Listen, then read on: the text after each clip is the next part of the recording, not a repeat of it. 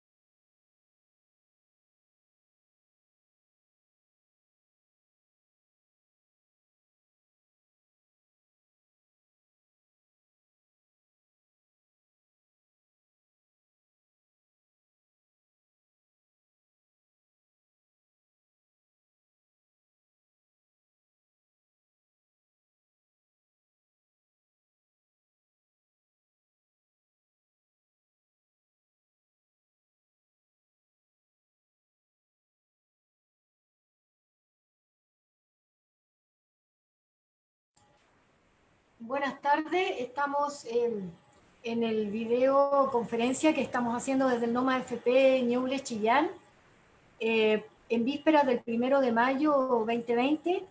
Estamos aquí con algunos dirigentes y dirigentas de diferentes gremios. Vamos a presentar a quienes están hoy día con nosotros: Elizabeth Ferrada, que ella es parte del directorio del Colegio de Profesores de Ñuble, y Cristian Peña, presidente de la FEDEPRUS de Ñuble. Y también nos acompañará Corina Merino, que es la presidenta de la FEFUSAM, de la Salud Municipalizada de Ñuble. No sé, para que probemos el audio. Elizabeth, ¿tú me escuchas? No sé, no te escucho, no te escucho. ¿No tienes audio, Elizabeth? ¿Ahí? Ahí sí, sí, Ya. ahí. Acá, ¿me escuchas? Ahí ya. ¿Me veo? Sí, ahí nos vemos. Y Ya. Cristian, también no se escucha el audio. Hola, hola, muy buenas tardes. Hola, Cristian, ¿cómo estás? Hola, Muy hola. bien, ¿y usted cómo han estado? Bien, gracias. Qué rico, qué rico. Bueno, se supone, ¿no es cierto?, que tenemos que dar inicio al conversatorio. Está faltando Corina, presidenta de la FEFUSAM, Ñuble, pero no, parece que tiene un problema aquí en la conexión. Estamos tratando de coordinar que pueda ingresar acá. Bueno, quien nos organizó esta situación, vamos a pedir disculpas a quienes estén escuchando, porque ninguno de nosotros es muy avesado ni tenía mucha experiencia en esto de estar hablando a través de una pantalla, ¿no es cierto? Así que disculpen que parezcamos un tanto improvisados, pero es nada más que esta cosa de la tecnología que de pronto nos supera a algunos, ¿ah? Entonces, aquí está conectando Corina, por lo que estoy viendo, está conectándose para que podamos dar inicio a este conversatorio, que nuestra idea es que a través de Facebook Live las personas puedan poder primero escuchar, ¿no es cierto?, escuchar lo que queremos comentar y luego hacer las consultas o los comentarios que deseen. Esa es la idea de este conversatorio que hoy día organiza NOMA FP Ñuble. Y también, bueno, parto por, no me presenté a mí misma, soy María Elena Gelman, vocera, una de las voceras de la coordinadora NOMA FP de Ñuble y presidenta de la ANEF regional de Ñuble. Así que acá todos ñublencinos estamos para poder conversar sobre cómo esta pandemia del COVID-19 nos ha afectado a todos los trabajadores y trabajadoras del país. En especial nos vamos a abocar a la realidad de Ñuble, obviamente, y estamos convocados para conversar en relación a lo que a cada uno nos ha tocado vivir en esta experiencia, su carácter de dirigente y dirigenta, y también cómo esto, en medio de todo esto, nos ha también sucedido la crisis de los fondos de pensiones, en que hemos tenido una de las mayores pérdidas en los últimos años de nuestros fondos previsionales, que ya están depositados en un sistema malísimo, eso todo el mundo lo sabe, y además de eso, ¿no es cierto?, estamos en una situación de precariedad absoluta y de indefensión, digámoslo así, frente a lo que hoy día está ocurriendo. Así que, bueno, un saludo, Elizabeth, por favor, para que tú también comentes, vemos un inicio por el lado de la educación. Ya, parto yo entonces. Sí, Elizabeth. Bueno, como ya dijo María Elena, mi nombre es Elizabeth Ferrada Araneda, soy dirigente del Colegio de Profesores de Ñuble. Bueno, y primero que nada quiero entregar a nombre de mi organización un afectuoso saludo a todos los trabajadores, a todas las trabajadoras de la región de Ñuble, con motivo de conmemorarse este 1 de mayo, ¿cierto?, el Día Internacional de los y las Trabajadoras. También quiero enviar un especial saludo a los trabajadores del Servicio de Salud Pública, a aquellos que desde el auxiliar hasta pasando por todos los estamentos, hasta el médico más especialista, han entregado toda su vocación de servicio para poder evitar que este contagio de virus siga avanzando y poder atender a todas las personas que han estado contagiadas y que tenemos que lamentar justamente una trabajadora de ese servicio que dejó de existir ayer y que en realidad aprovecho de entregar las condolencias como colegio de profesores. También quiero entregar un saludo a mis colegas profesores que han estado entregando contención emocional a sus alumnos, a sus padres apoderados, preparando guías, material de aprendizaje a través de la plataforma y también atendiendo a aquellos alumnos que no tienen internet y que son la mayoría en nuestras unidades educativas. Le ha tocado duro también a los profesores poder insertarse en este medio, porque tampoco estábamos preparados para trabajar en la plataforma. También un saludo a los trabajadores del servicio público que a pesar de la cuarentena no han cesado en sus funciones. A través de turnos éticos, plataformas online, han estado atendiendo las situaciones más urgentes. Bueno, para todos los trabajadores, un gran saludo de fuerza, fortaleza, unidad, para seguir avanzando en esta gran tormenta que hoy nos encontramos, producto de la pandemia del coronavirus y también de la crisis social y económica que esto ha traído. Esto nos ha demostrado que el gobierno sigue legislando para resguardar los intereses de los empresarios y que el costo pareciera o más seguro lo vamos a tener que pagar los trabajadores.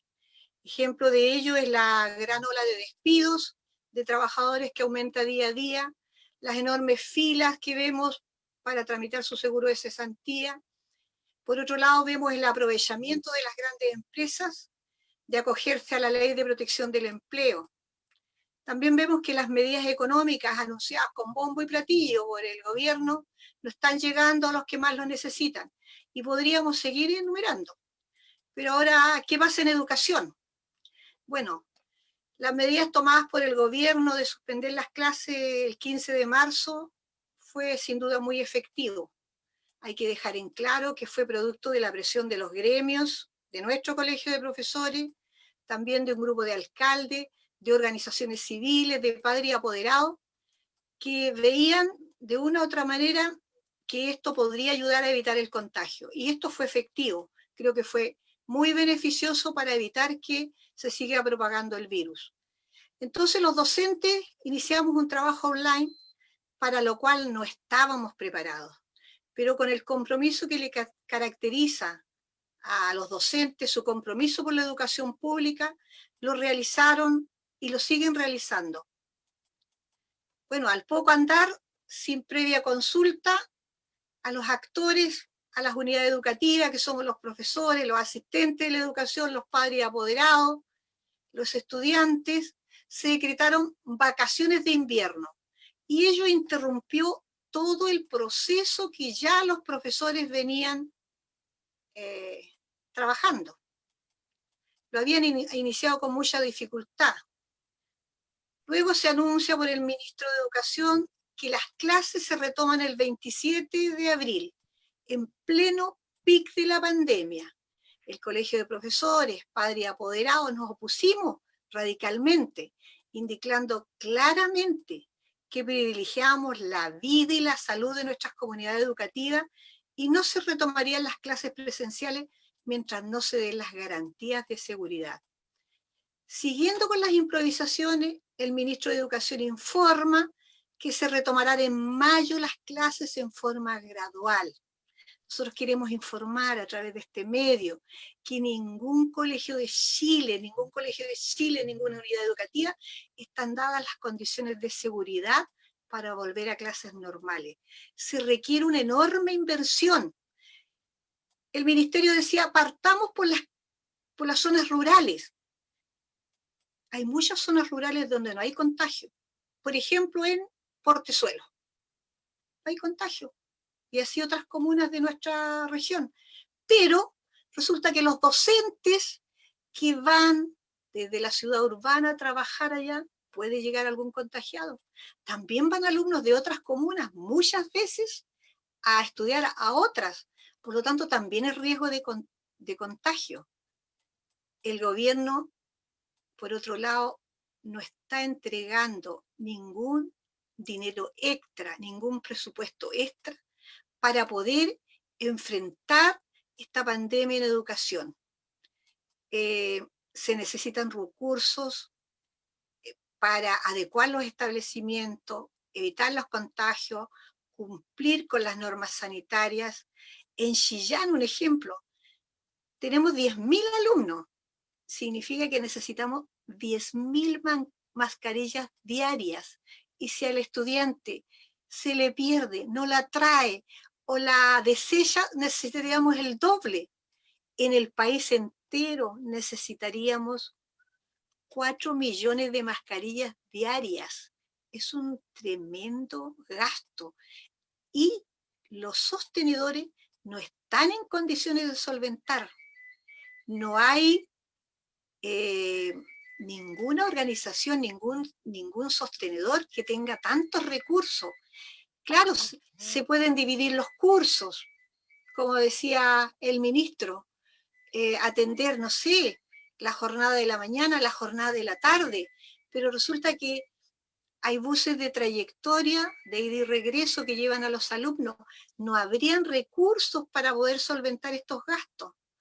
Entonces, una de las respuestas que ha estado dando el Ministerio de Educación frente a esto es que se reasignen dineros de la ley CEP. La ley CEP es una subvención especial preferencial que está dada por el Ministerio de Educación hace muchos años para mejorar la calidad de los aprendizajes de colegios más vulnerables. Y aquí están colegios públicos y también colegios privados. Entonces, con este dinero, ¿qué se hace?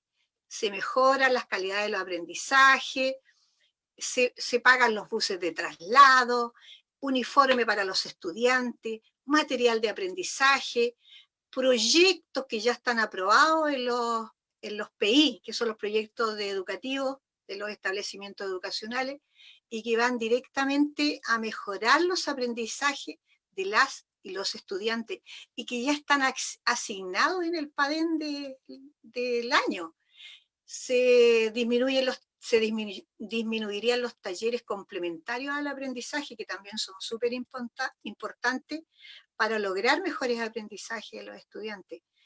Y se perderían horas aula, porque hay muchos profesores, muchos talleres, las duplas psicosociales, que son tan importantes hoy día para mantener la contención social, para mantener a los estudiantes, para poder apoyarlos.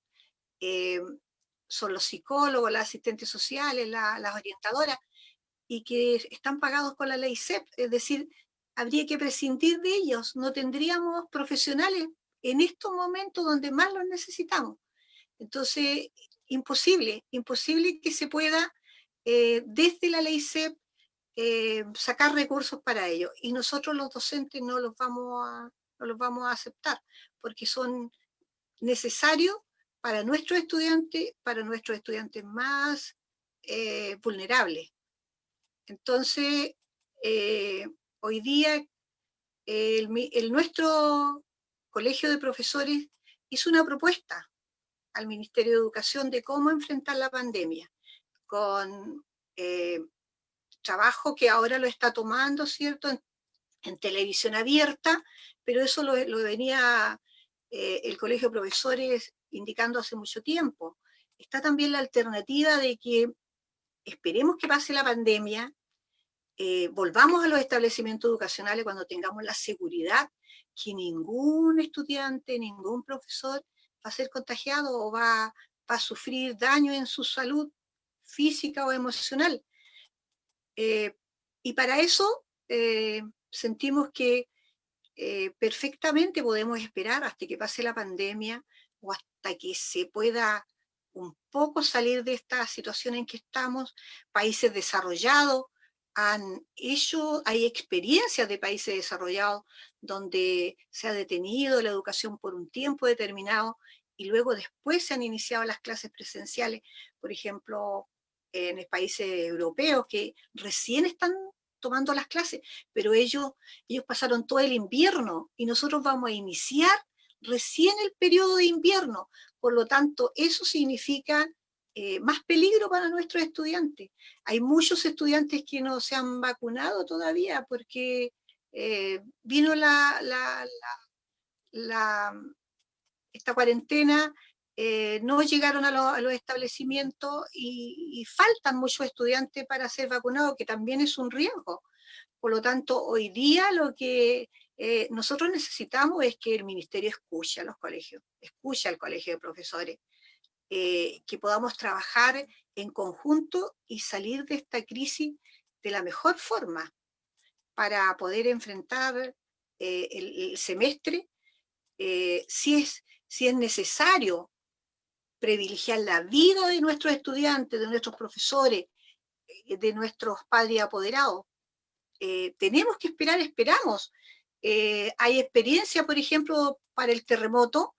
En muchas comunas se trabajó un solo semestre y se rearticularon los contenidos, se agruparon los contenidos, se hizo una adecuación curricular y salvamos el año. Entonces, yo creo que propuestas hay muchas, pero no podemos, el ministerio no puede dejar de escuchar al colegio de profesores, y por otro lado, no puede seguir en la idea de ocupar los proyectos de la ley CEP, desvestir un santo, decimos nosotros, para vestir a otro.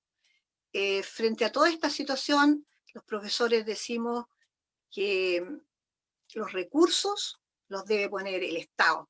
Los profesores volveremos a clases presenciales cuando ya no haya peligro, tal como se ha realizado y como hay experiencias de otros países.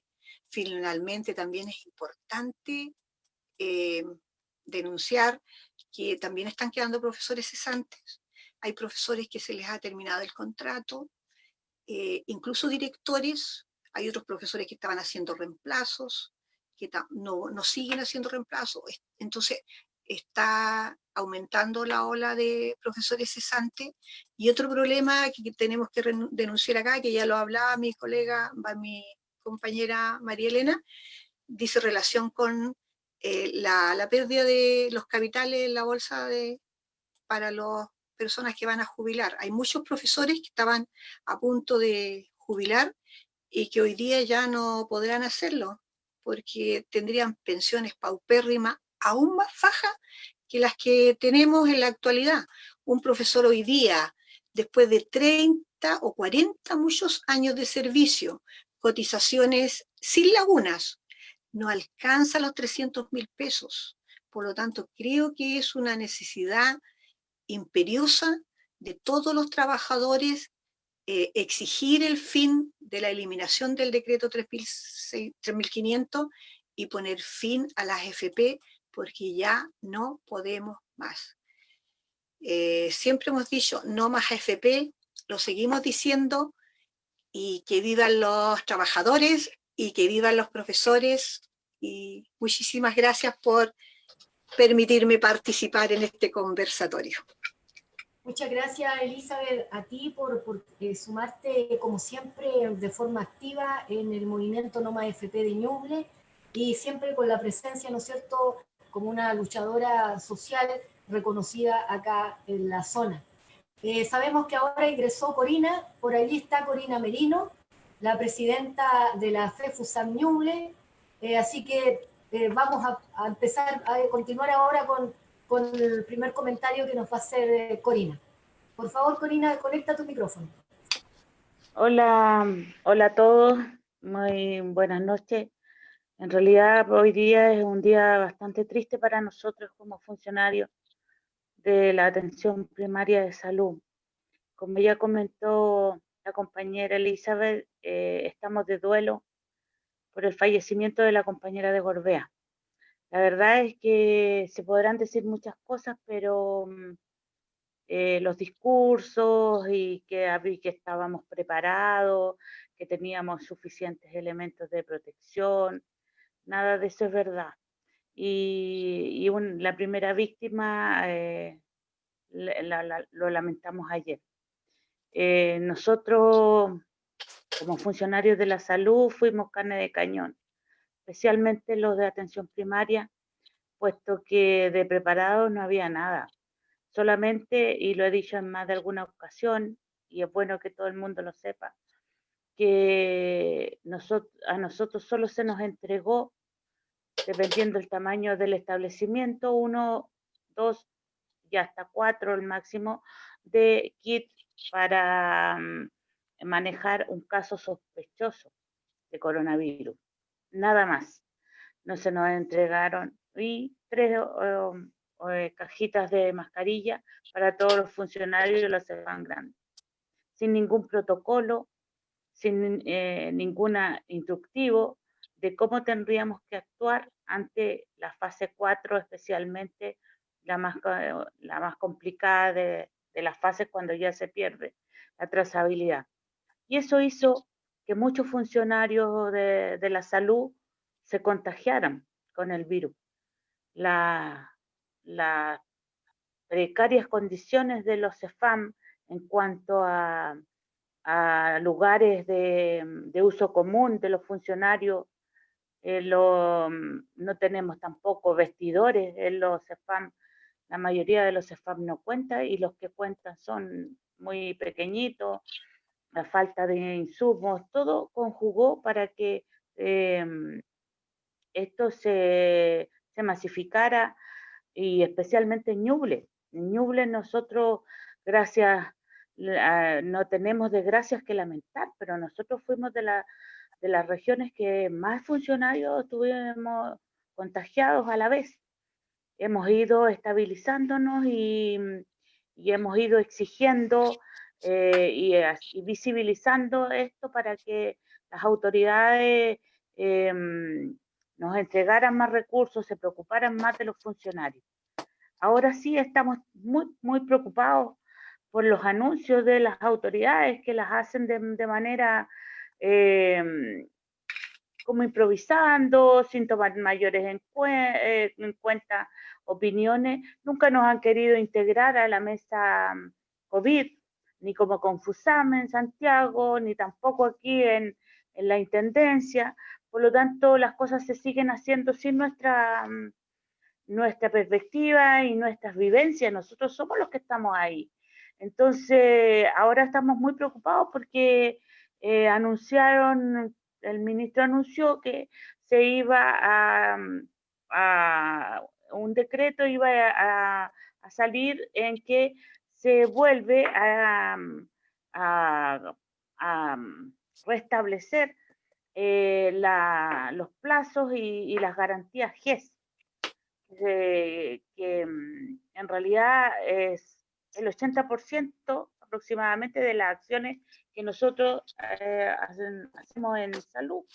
Y eso significa que va a tener que ir toda la gente a los CEFAM nuevamente, con lo que significa eso para nosotros, toparnos de nuevo con lo que vivimos el 16 de marzo, cuando teníamos cientos de personas agolpadas en los CEFAM, sin ninguna medida, exigiendo que vacunarse, porque el gobierno le había dicho que había que ir a vacunarse.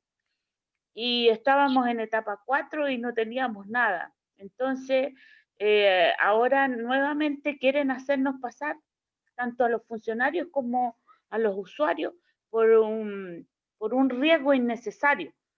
Y eso ahora estamos pidiendo que efectivamente podamos continuar con turnos éticos, que es como estamos funcionando.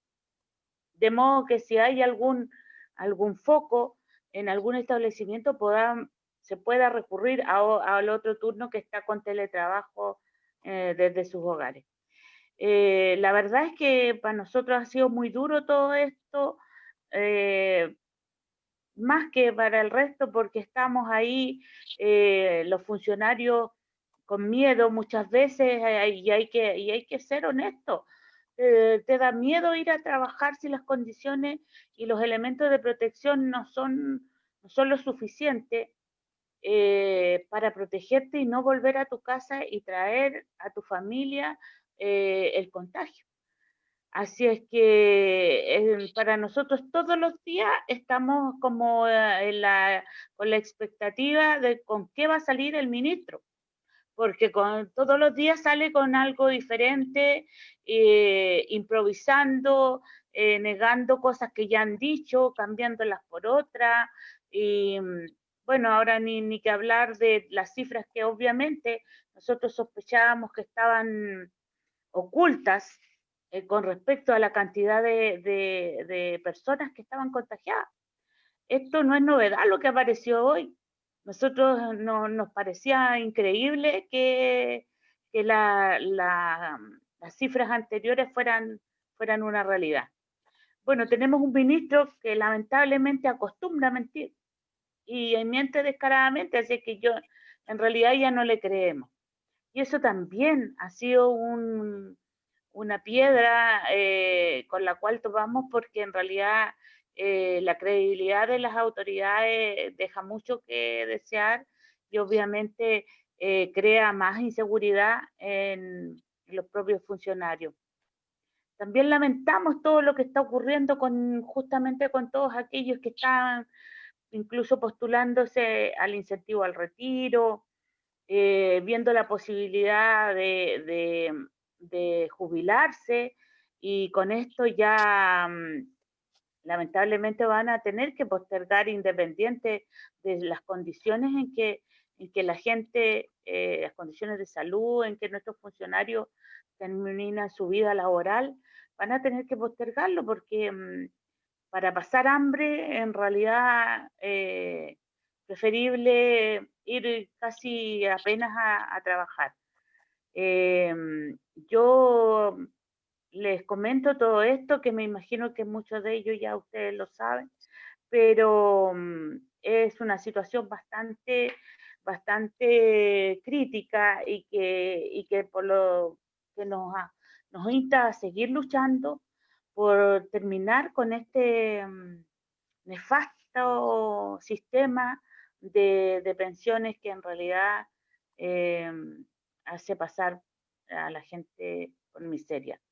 Igual un saludo para todos los compañeros trabajadores. Mañana es nuestro día y las circunstancias no son las mejores ni por la pandemia, ni por nada en realidad, pero un saludo fraterno para todos y cada uno de ustedes. Muchas gracias, Corina. Bueno, continuando con todo el relato de que los compañeros están realizando, vamos ahora a escuchar a Cristian Peña de la FEDEPRUS Ñuble, Profesionales de la Salud, para que nos haga, digamos, nos dé a conocer tu situación, la situación del gremio y de los trabajadores del sector que él representa. Gracias, Cristian. Hola, muy buenas tardes, noches. Hoy en día oscurece más temprano, así que ya estamos con una hermosa luna. Bueno, iniciar esto saludando a todas las presentes aquí. Me sumo totalmente a las palabras y a los relatos que han dado. Obviamente la realidad que nosotros vivimos es compartida. Lamentablemente tenemos el mismo empleador que el gobierno, y las medidas y las malas decisiones que toma se ve reflejada en cada una de nuestras áreas. Partir con la lógica y la idea de que hoy en día y desde hace varios años se ha concebido la salud en este país como un negocio. Desde la concepción de la posibilidad y el derecho a la salud a nivel de nuestra Constitución, simplemente nos permite garantizar la posibilidad de el derecho a escoger qué tipo de salud queremos, y esta se diferencia entre la posibilidad de entrar a un sistema público o privado. O sea, desde la concepción de nuestra Constitución se diferencia la posibilidad de acceso y garantías de salud en función a la capacidad económica, lo cual se traduce en cuánta plata tengo en mi bolsillo, y con eso tengo posibilidades de acceder a una mejor o peor salud dentro de nuestro país. Así que lo que estamos viendo hoy es simplemente lo que todos los trabajadores de la salud hemos reclamado durante años, que es el desmantelamiento progresivo de nuestro sistema de salud público, y hoy en día enfrentado a algo tan urgente, nefasto y complejísimo como puede ser una pandemia, simplemente hace que reflote y salga a la luz lo que durante años se ha estado reclamando, que es que se están yendo, pero de forma agresiva, todos los recursos de la salud pública directamente a los bolsillos del privado, entendiendo, como les dije desde un inicio, que la concepción y el desarrollo del modelo de salud de nuestro país durante años ha sido desde una perspectiva mercantilizada. Desde ahí nace nuestro reclamo durante años respecto al sistema de ISAPRE, y durante los últimos años, entendiendo que la presencia de gobiernos de derecha que tienen una forma de funcionar y de concebir las cosas mucho más mercantilista de las que lamentablemente igual se reflejó en los gobiernos de la otra mano. Hemos visto que todas las lógicas de funcionamiento van en la idea de fortalecer y dirigir los recursos del Estado y de todos los chilenos a los bolsillos de los privados, entendiendo que el modelo de ISAPRES atiende prácticamente a un 15% de la población. FONASA, que el Fondo Nacional de Salud, se hace cargo del 85% de la población de todo nuestro país. Solamente en cifras, respecto a los recursos que ingresan a las ISAPRES y a FONASA, son relativamente similares durante un año calendario. O sea, los recursos que entran en función a lo que uno paga, ese 7% de lo que percibe de su sueldo que se va hacia salud, las ISAPRES y FONASA recaudan prácticamente la misma cantidad. Es algo bastante irónico, ya que por un lado tenemos a FONASA atendiendo al 85% de la población, y por otro lado tenemos a las ISAPRES atendiendo al 15%. ¿Por qué se da eso? Porque las ISAPRES perciben los recursos del 15% de la población más acomodada y con mayor poder adquisitivo. Y FONASA se hace cargo de ese 85% de la población más vulnerable, con peores condiciones de salud, con peores condiciones de educación, con peores condiciones sociales. Por tanto, además, la población más enferma de nuestro país, lamentablemente, son los que hacen mayor uso del sistema sanitario, a diferencia de la ISAPRES, que tienen a las personas más acomodadas. Por tanto, sus variables sociales y condiciones son bastante mejores. tienen mucho mejor acceso a educación, mucho mejor acceso a vivienda, mucho mejor acceso a salud y otras condicionantes sociales que les permiten disponer de una calidad de vida bastante mejor.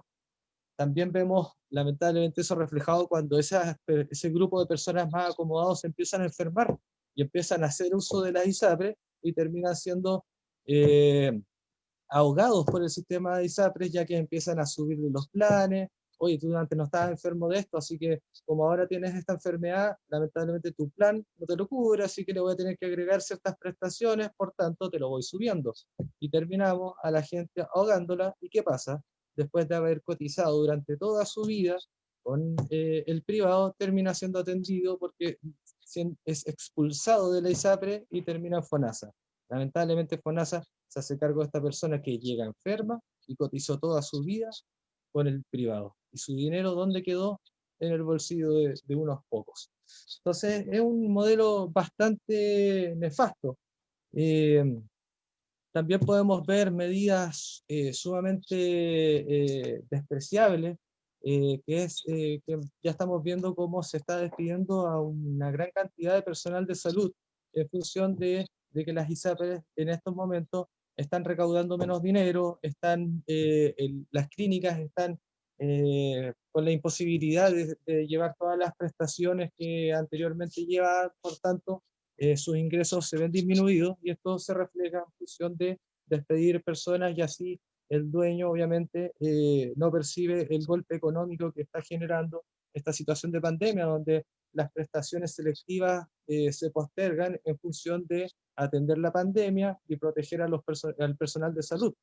Entonces vamos viendo cómo disminuyen sueldos y están despidiendo gente dentro de lo que es la salud privada. También que estamos viendo, están dejando de pagar las licencias. Personas que pertenecen a las ISAPRES y están presentando licencias por COVID-19, estamos viendo cómo las ISAPRES se las rechazan y no les están pagando.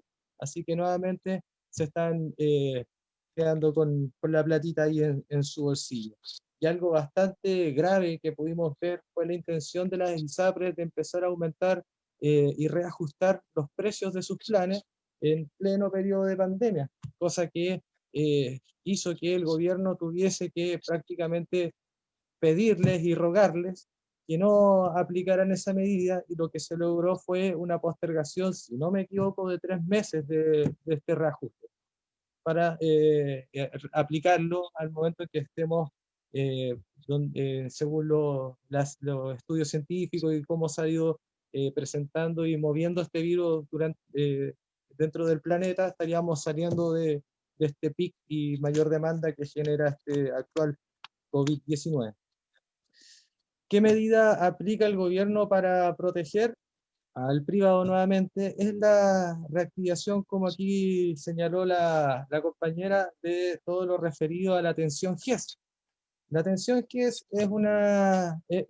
son ciertas prestaciones que están protegidas por ley y por tanto tienen que cumplirse ciertos plazos y su prestación se debe aplicar sí o sí, ya que contrae muchos problemas legales a los servicios cuando no resuelven esto dentro de los plazos que corresponden.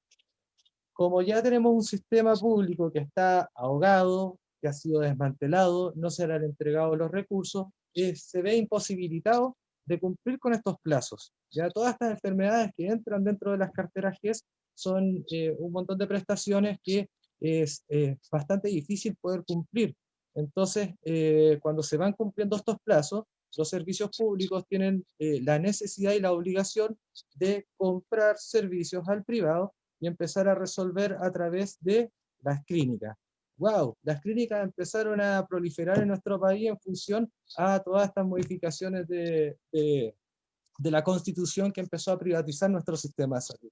Entonces, vamos viendo cómo el sistema de salud, al cual no se le inyectan recursos, a eso me refiero, recursos de personal, de tecnología, de ciencia, de infraestructura.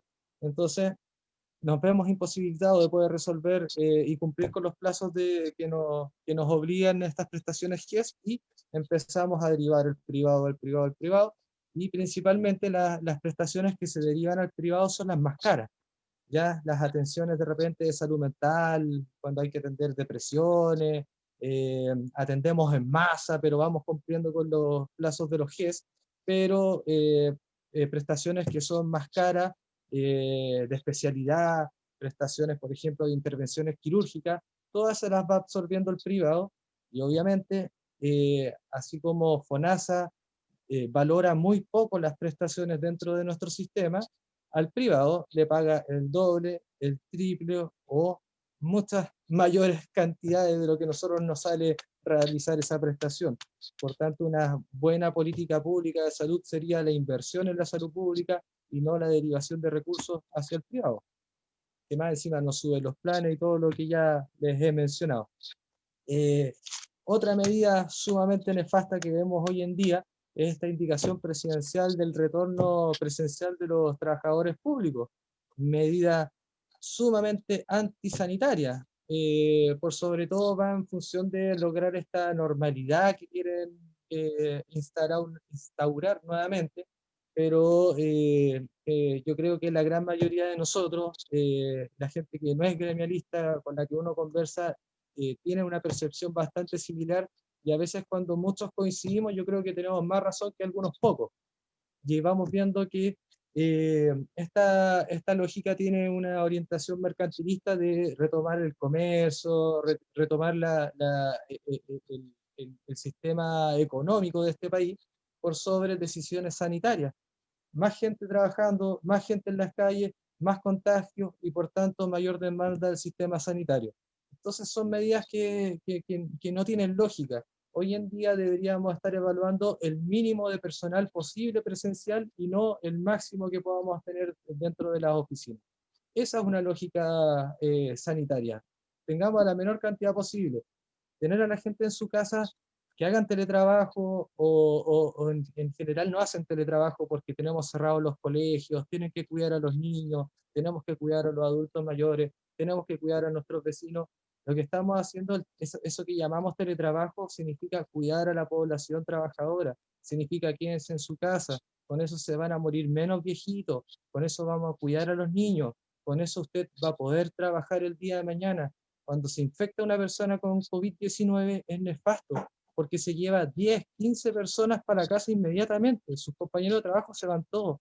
Cuando nos pasa una enfermedad, una persona que da positivo en nuestro sistema sanitario, pongamos el ejemplo, el médico se va a llevar 2 enfermeros, se va a llevar 5 TENS, se va a llevar 4 administrativos, se va a llevar quizá al director porque tuvo una reunión con él, se va a llevar a una persona que trabaja en recursos humanos a la cual le entregó unos documentos y tuvieron quizás una reunión.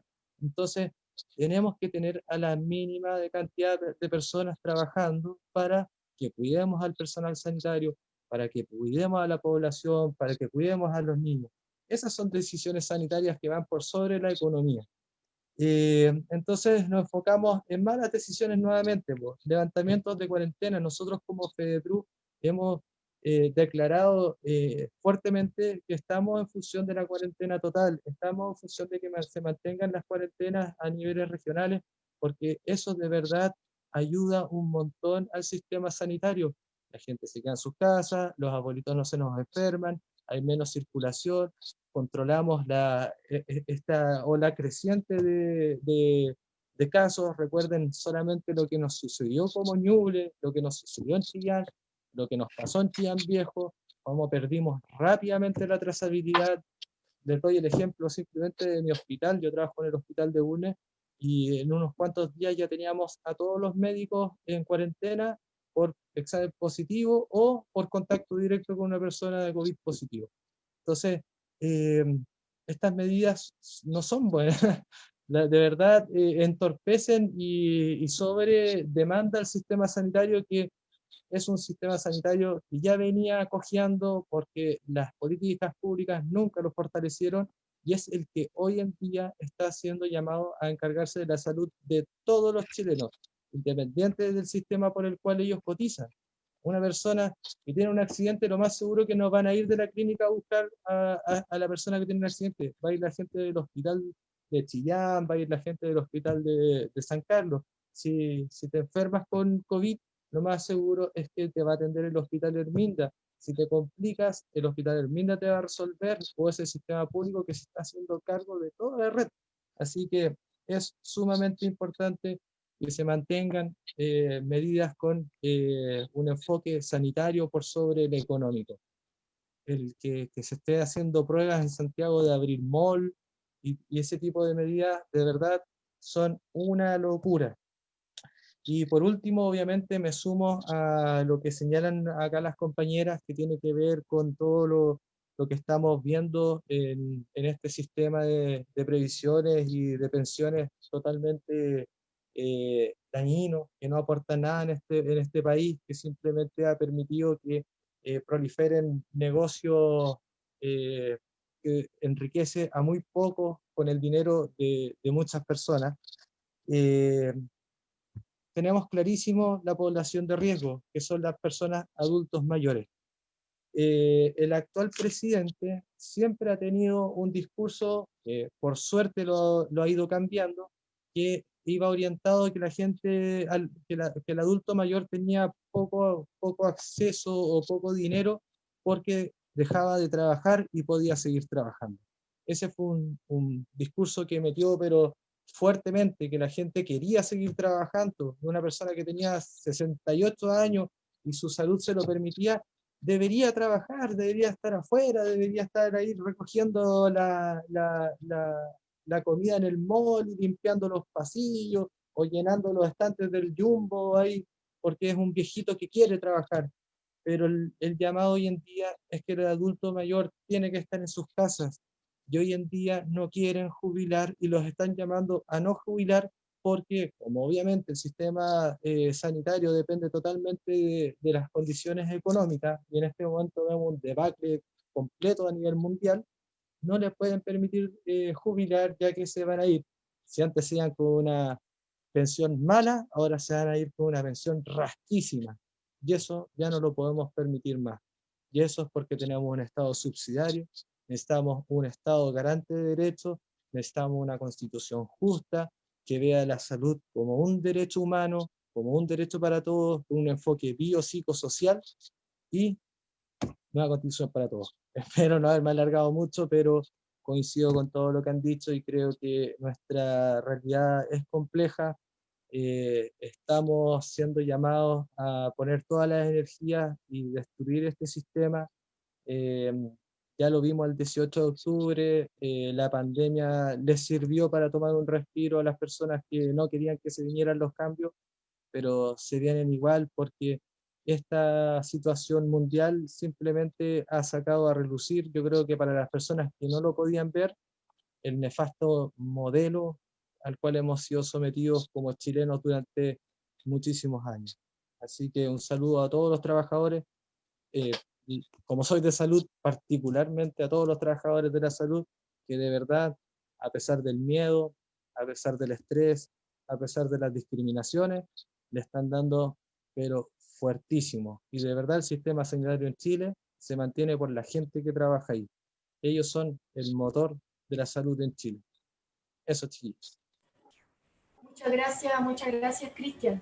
Bueno, ahora de mi parte, como presidenta de la ANEF de Ñuble, tengo que señalar, totalmente de acuerdo con todo lo que ustedes han dicho, la salud y la educación, pilares, ¿no es cierto?, de una sociedad, se han visto evidentemente en estos tiempos, se ha evidenciado en estos tiempos su precariedad y el abandono en el que está todo aquello que tenga como apellido lo público. Y desde ese punto de vista, los funcionarios públicos tenemos hoy mucho que decir. Hemos estado continuamente presionados por la autoridad para aparecer en circunstancias en que justamente no deberíamos estar preocupados de entregar aquellos servicios que no son esenciales. Deberíamos estar preocupados de cuidar a la comunidad para que no se exponga de forma innecesaria en las largas colas y choclones de gente que se arman esperando un servicio que muchas veces van a consultar cuestiones que ni siquiera tienen relación con el servicio al cual recurren. Eso tiene que ver tanto, ¿no es cierto?, como hemos ido implementando el funcionamiento del Estado y, en definitiva, cómo hemos ido dejando de lado la finalidad propia que tiene el Estado. ¿Y cuál es esa finalidad propia de un Estado? Para que se justifique como tal. Es la administración, ¿no es cierto?, y la entrega de los derechos sociales de la comunidad a la cual sirve. Si el Estado no responde satisfactoriamente a los derechos sociales de esta comunidad, que a través del gobierno, ¿no es cierto?, que elige democráticamente, por lo menos hasta ahora en este país, continuamente, ¿no es cierto?, cada 4 años elegimos a representantes de este gobierno que van a administrar este Estado. Si esta administración no cumple con el desarrollo cabal e íntegro e integrador de los derechos sociales, es un Estado que está fallando, un Estado que no está dando lo que corresponde, pero por aquellos que lo gobiernan, aquellos que lo administran. Eso es lo primero que creo que hay que decir en este sentido desde la perspectiva de los funcionarios públicos. Como ustedes saben, nuestra historia como funcionarios públicos en el país data ya, ¿no es cierto?, de muchos años, desde los años 30, 40, empieza a fortalecerse el trabajo del sector público en este país. Y desgraciadamente después, y a partir de la dictadura, empieza la franca decadencia de la administración del Estado en los servicios públicos. Lo cual, si bien pudo tener alguna mejoría al volver a la democracia en este país, al corto andar empezamos a sufrir también el modelo neoliberal dentro de la idea del trabajo público como del trabajo en el sector privado. Es decir, un deterioro paulatino de lo que significa el trabajo y los trabajadores. Hoy día tenemos una situación de temor generalizado en los funcionarios y trabajadores en general, de perder su trabajo por la pandemia. Es decir, todos estamos preocupados, no algunos de contagiarse en primer lugar, sino que de no perder la fuente laboral en virtud de este contagio. Porque este gobierno a lo que se ha dedicado es a preferir y potenciar medidas para mantener la economía, falsamente, porque igual nos están amenazando con la crisis que se viene, una crisis además mundial, por la misma pandemia, porque este es un ciclo económico que se repite, ¿no? Y que el capital se encarga, el capitalismo, el modelo capitalista a través del neoliberalismo se encarga cada vez de hacernos ver que llega una desgracia, ¿no es cierto?, que afecta al capital y que la pagan los trabajadores y trabajadoras, tanto del sector público como del privado. Por lo tanto, como trabajadores públicos, aterrizándolo a Ñuble, hemos tenido, lamentablemente, por un lado, ¿no es cierto?, servicios que actuaron prontamente con su gente gracias a las asociaciones de funcionarios, en que nosotros al día 2 de que ya se supo que estábamos declarados en la fase 3, nosotros convocamos a que debía llamarse a la cuarentena en la ciudad de Chillán, que debía haber medidas de control importantes y rápido para frenar el contagio y no pasar a la fase 4, en el que, como dijo Corina, se pierde la trazabilidad. ¿Y qué pasó? Bueno, pasó lo que suponíamos. Una semana después de que habíamos hablado y denunciado diferentes organismos, ¿no es cierto?, gremiales y sindicales este tema, recién una semana después decretan la cuarentena en la ciudad de Chillán. Y el cordón sanitario, ¿no es cierto?, que fue previo a la declaración de cuarentena. Cordón sanitario que aún subsiste, afortunadamente por este fin de semana largo, en que iba a producirse, ¿no es cierto?, todo una especie de peregrinaje hacia Chillán desde las comunas, sí se levanta el cordón sanitario y decidieron, por la presión que hicimos algunos, que se iba a levantar el día lunes. En fin, los funcionarios públicos, y nos han denostado mucho últimamente, los flojos que no quieren volver a trabajar. En absoluto, los funcionarios de cada servicio público hemos continuado nuestro trabajo de manera más ardua y más dedicada en el famoso trabajo remoto o teletrabajo. ¿Por qué? Porque, como bien tú lo decías, Cristian, está la situación de que estamos, gente que está con sus niños pequeños, gente que está atendiendo labores domésticas, sobre todo nosotras las mujeres. Por lo tanto, la atención que tú puedes destinar al trabajo remoto es solamente una cuestión accidental. Es decir, no logras tener ni las condiciones ni la infraestructura. Tiene su casa, ¿no es cierto? Tiene una habitación única, idónea para trabajar. Yo diría que casi nadie, porque todos los que somos asalariados vamos a trabajar en una oficina. a un lugar específico, o los profesores, la Elizabeth, a un recinto escolar, a un establecimiento escolar. ¿Ah? Entonces, nuestras casas, la mayoría se instaló en el comedor, la mayoría se instaló en la pieza de los cachivaches, que la dispersó un poco para poner el computador, algunos en la cocina, en el comedor de diario de la cocina. Ahí algunos se pudieron quedar para poder hacer este trabajo remoto.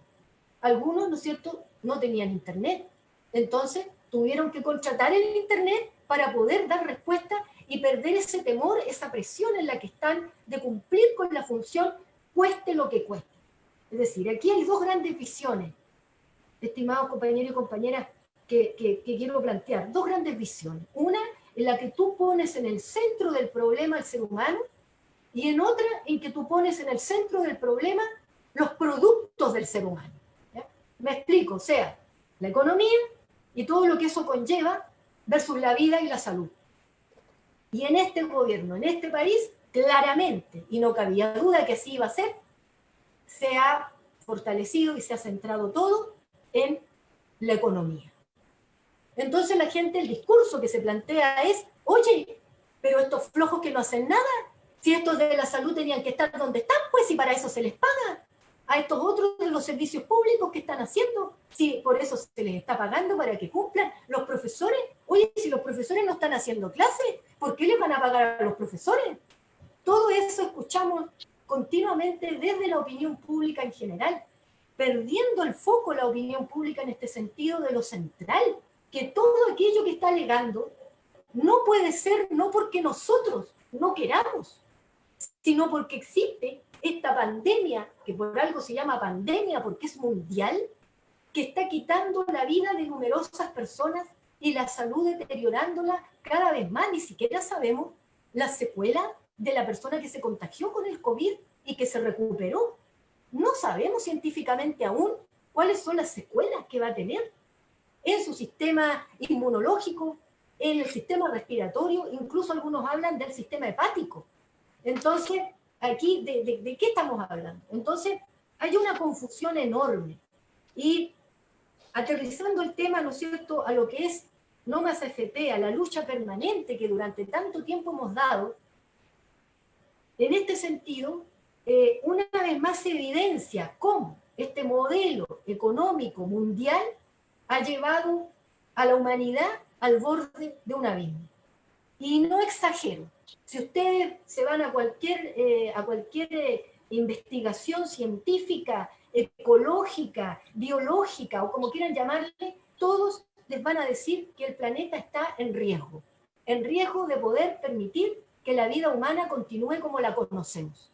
Y somos nosotros los seres humanos los que insistimos en que este modelo económico es la panacea, es el único que da resultados, ¿no es cierto? Muchos haciendo mofa de las experiencias políticas, ¿no es cierto?, como las existieron en algún momento en la época de la Guerra Fría, y hoy día mofándose de aquellos modelos que se pudieron en algunos países europeos y latinoamericanos, y también obviamente actualmente todavía sobreviven en Asia, modelos socialistas.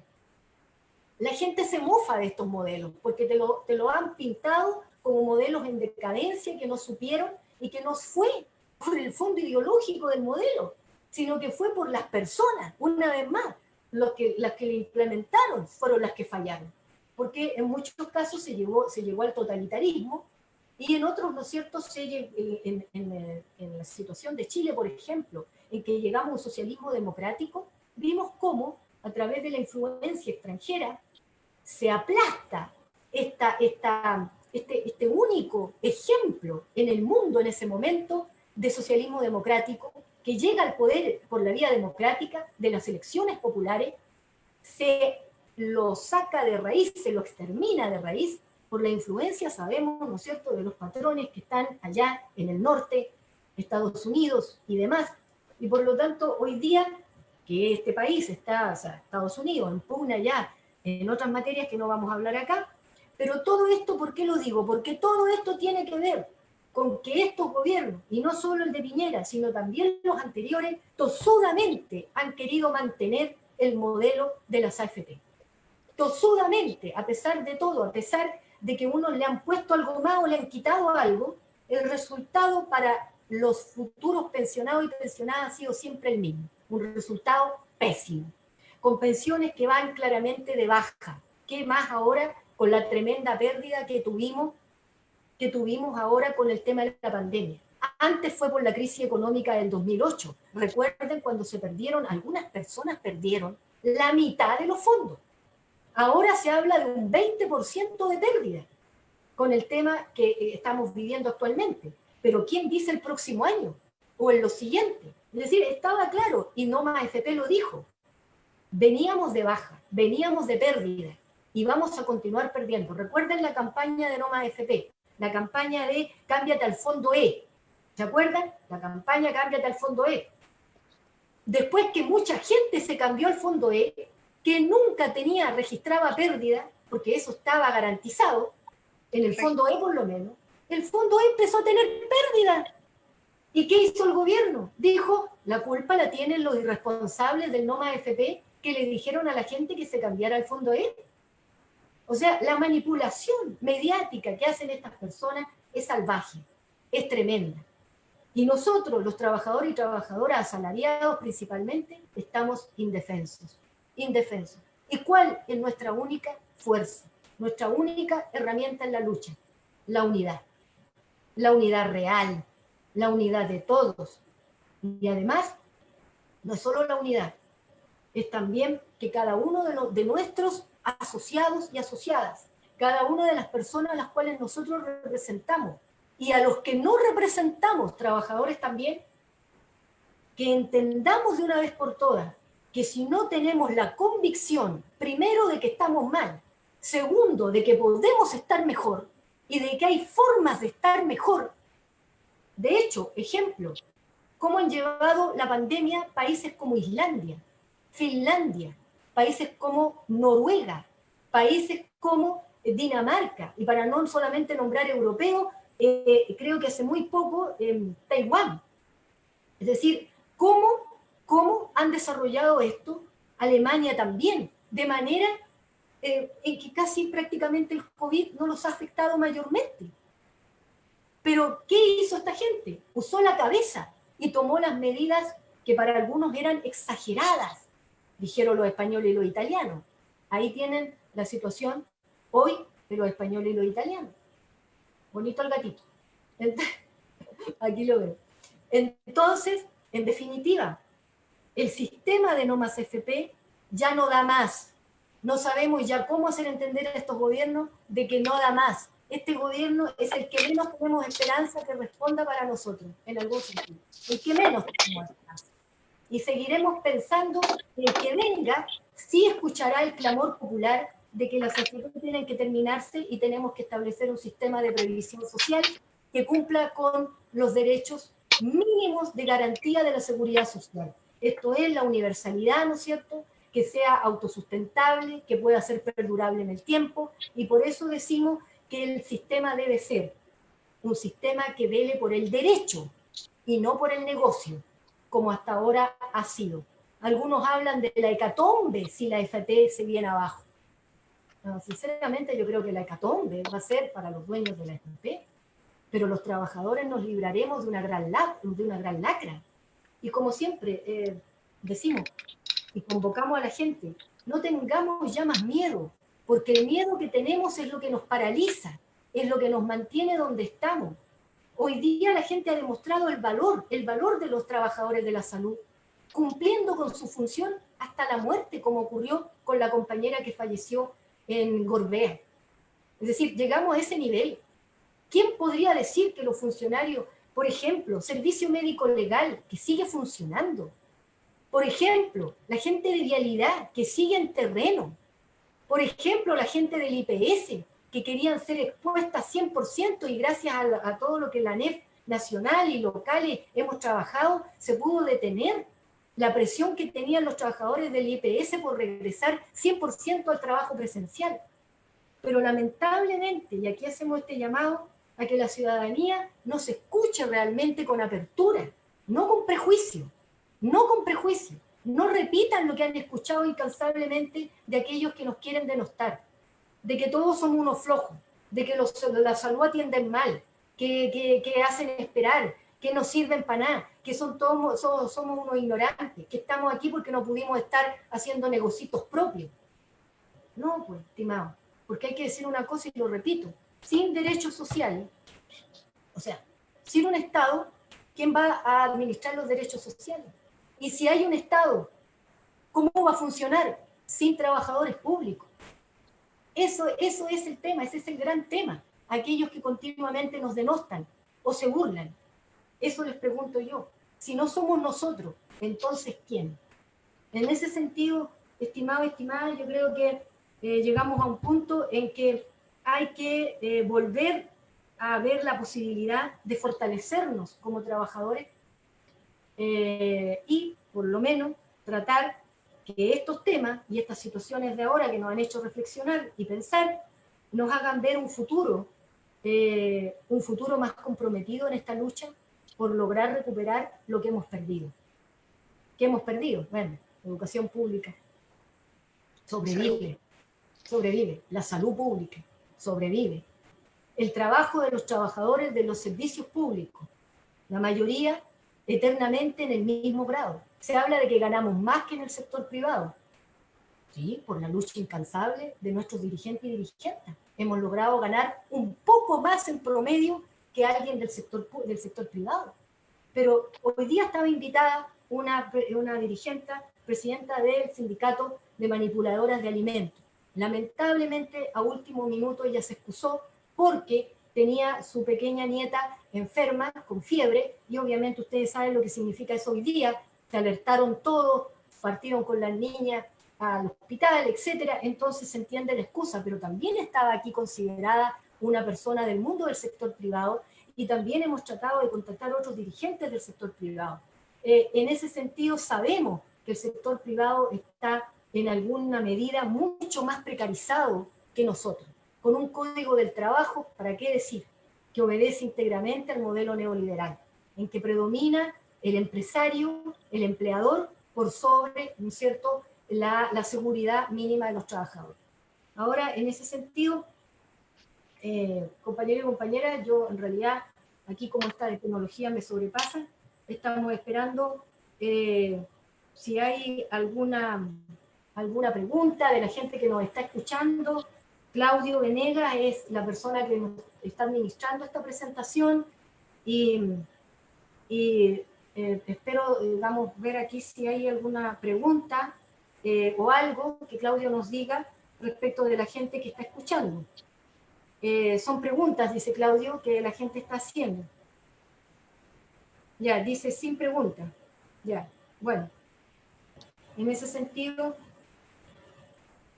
no sé, estimados compañeros, si ustedes quieren agregar otra cosa, otro punto, propuestas para lo que se viene. Tenemos ya el plebiscito de la nueva Constitución a puertas en octubre.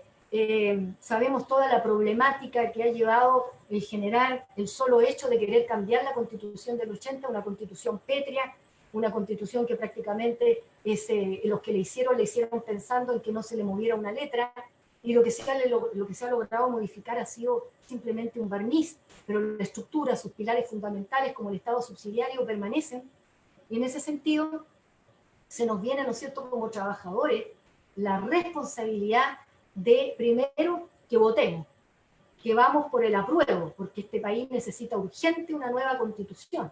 Ahora, de ahí para allá, ya no digo más, porque de ahí para allá yo me diferencio de las posturas que hoy día están, porque la postura de muchos de nosotros es una asamblea constituyente, territorial, soberana, y que de ahí para adelante, ¿no es cierto?, tomemos las decisiones, una asamblea constituyente de abajo, desde abajo, y no desde arriba. Eso es el sueño, digamos, y el imaginario que tenemos algunos. Sabemos que acá también algunos de ustedes están por la opción de que ya existiendo este acuerdo parlamentario con el gobierno y de algunos partidos políticos, es lo que hoy día hay y es por lo que hay que estar.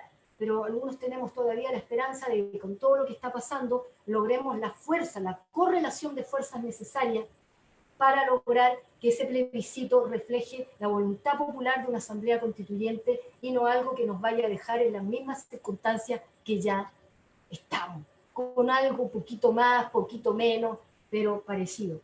En ese sentido, compañeros y compañeras, bueno, si quieren agregar algo para ir cerrando, porque Claudio dice que acá no han hecho preguntas, así que Elizabeth, por favor.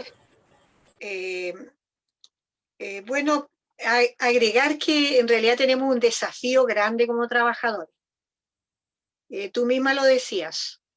Nuestra primera tarea es lograr avanzar hacia el plebiscito, que ya vemos que la derecha está poniendo obstáculos, porque ya están ellos, cierto, buscando como motivo la pandemia, no, la crisis económica, porque se supone que en octubre ya vamos a estar saliendo, para poder cambiar. Yo creo que ahí nosotros los trabajadores debemos estar muy unidos para defender esta propuesta, y en octubre o sí tenemos que realizar el plebiscito, que ya es un tremendo avance.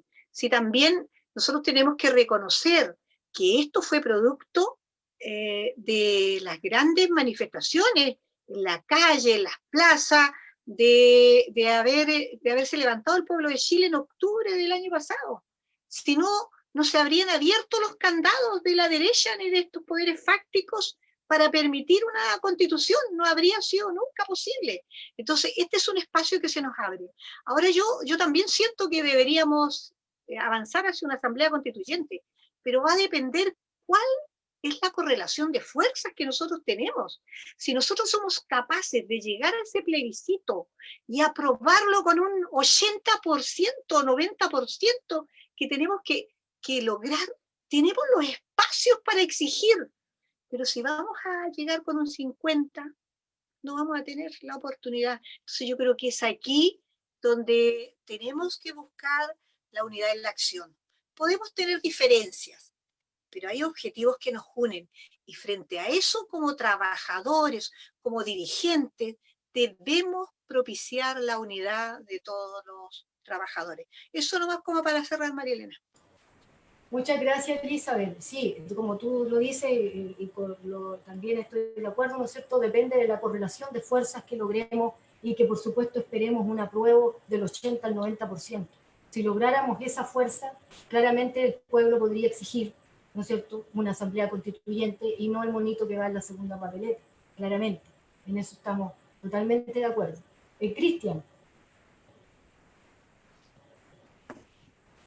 Bueno, primero que todo agradecer el espacio, qué bueno que logramos concretar esta instancia de un conversatorio digital, una, una idea que nace desde el No Más FP, no lo habíamos hecho nunca y creo que salimos bien de esto. Bueno, como FEDEPRUS nosotros hemos declarado y mantenemos todavía con fuerza que estamos en función de una asamblea constituyente. Creemos que todavía es posible alcanzarla. Hace un año veíamos imposible la posibilidad de una nueva constitución y después del 18 de octubre nos sorprendemos con la fuerza que muchos movimientos conjugan y logran abrir un debate y una posibilidad y una luz que quizás no podíamos reconocer o imaginar, como digo, hace un año. Recuerdo en largas conversaciones con amigos respecto al análisis de la Constitución y esa lógica de pensamiento de que veíamos que estaba con un candado amarrada. Y me acuerdo un amigo una vez me dijo, pero los candados se rompen.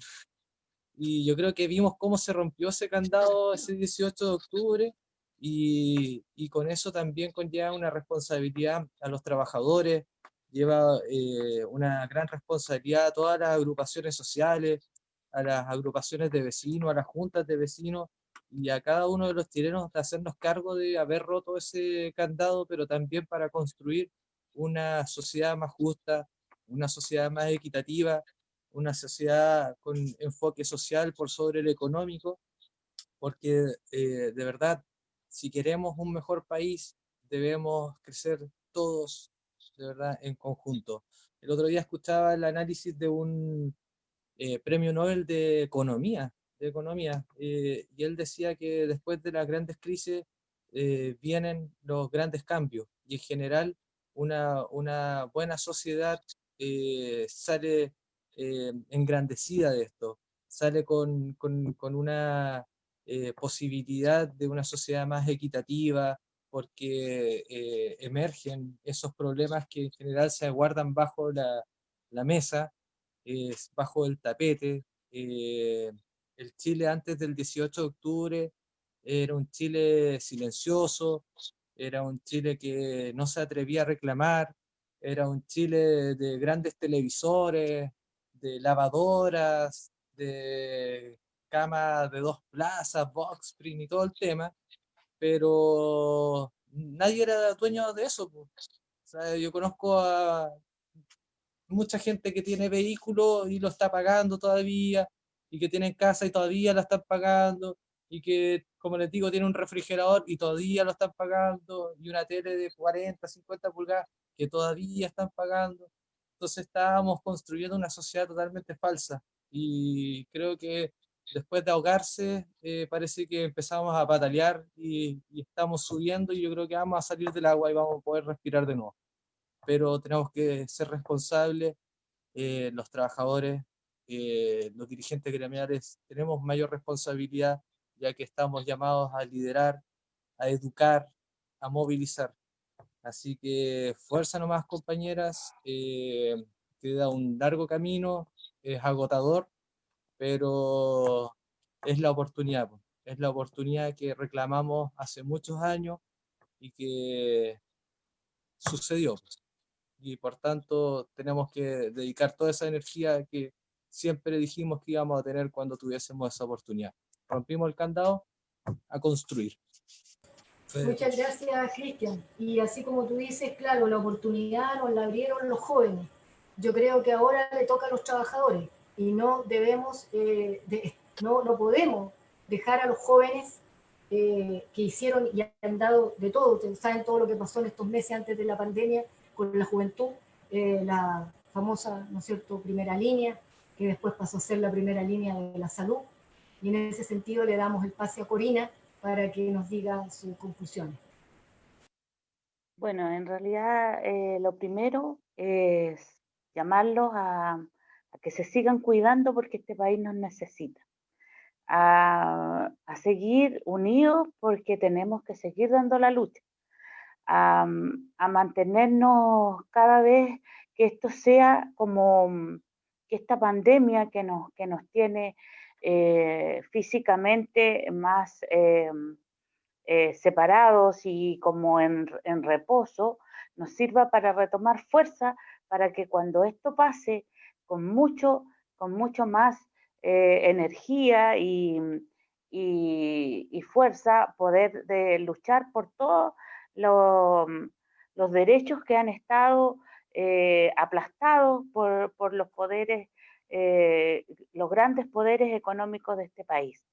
Yo los llamo a eso, a que se cuiden, a que retomemos fuerza, a que estemos cada vez más unidos y a darle las gracias también a María Elena por esta oportunidad de juntarnos y de no perder los nexos, porque también eso nos hace estar más fuertes y preparados para que cuando podamos salir nuevamente a las calles tengamos y gritemos mucho más fuerte de lo que hemos hecho. Un saludo a todos, compañeros, cuídense mucho y estoy aquí para lo que necesiten. Muchas gracias, Corina. Y un gran saludo a todos los trabajadores de la salud primaria, de todos los trabajadores de la salud, todos los trabajadores de la educación, todos los trabajadores del sector privado, toda la gente de los sindicatos, ¿no es cierto?, dirigentes.